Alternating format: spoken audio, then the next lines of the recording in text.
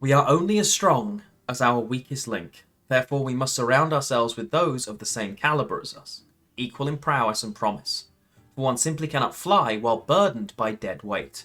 Another one of Becker's maxims, in all of its pseudo-wise and warped glory. And this just so happened to be a speck of wisdom that toppled my friendship with Kalena into an irreversible moment of regret and despair. "I'm sorry, Kalena, but we can no longer be friends," I had said it sternly and stoically. But I didn't mean it. Really. I meant only to use it as a way of motivating her. Okay, emotional blackmail, yes, I know that now. She'd taken my ranting in stride, so I hadn't expected her to have such a stark reaction to my silly little ploy. But those words hit her hard. "You want to leave Aretuza, then go. What are you waiting for? We don't want you here anyway." Again, I didn't mean it. I was just riled up, agitated and aggressive, and so very sure of myself. How most of us are mid-argument, I suppose. Most heated words were exchanged. More heated words were exchanged, but I care not to delve deeper into our argument. Heck, I believe I've regressed the worst of it. Which is probably for the better, as I'm sure such intricate recollection would make the memory sting even worse than it does now. How things concluded, however, is simply unforgettable. Kalena, unable to fathom my coldness, finally burst into tears and ran away. For reasons I'm sure I will never really know, she fled to Torlara, perhaps because she knew it was off limits and consequently no one would be there to bother her. Then I made one last mistake.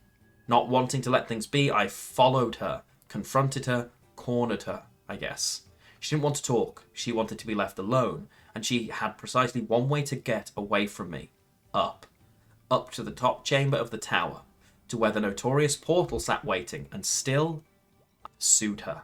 Still I didn't leave her be. Still I directed her towards her only way to escape me.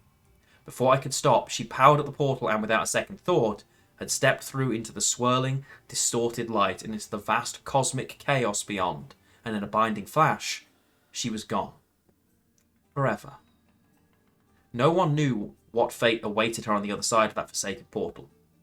Most said she was likely dead, split into a million fragments and scattered across the plains. Others presumed she had been spit out into some distant and inhospitable land, far from home and with little to hope for survival. But of course no one knew for sure. We couldn't determine what had happened, and there was absolutely no way to pursue her, even if De Winter had sanctioned such a dangerous venture, which she most certainly did not.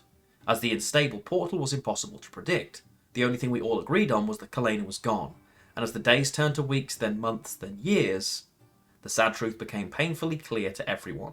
She was never, ever coming back. Yet in all the sadness that followed that event, a shimmer of hope eventually presented itself. A few years after Kalena had stepped through the warp portal, a small group of Aretuza's students, myself included, had ventured into a small village in Alandar to provide assistance, along with some priestess from the Temple of Melitele. The locals had been stricken by a deadly disease, and those we could not heal, because magic can only do so much, were to be made as comfortable as possible in their final moments. One of the dying men I attended to had told me that a travelling mage, and we call them Dwimviandras, had passed through the previous year and stayed for a few days to assist the locals with their work, planting crops, shearing sheep and the like. He described her as one of the friendliest folks he had ever had the pleasure to meet, and although he couldn't quite recall her name, was convinced it started with a K. Caden, Kayla, Keena, or something like that. And that was it. That was enough. That was more than enough to give me hope. Of course, I realised the chance of it being Kalena are rather slim, but slim is far better than naught after all, and so I take some solace in the possibility that my friend is still out there somewhere, following her dream. Helping people wherever she roams. Changing the world, not through grand achievements, but through humble gestures of generosity and kindness.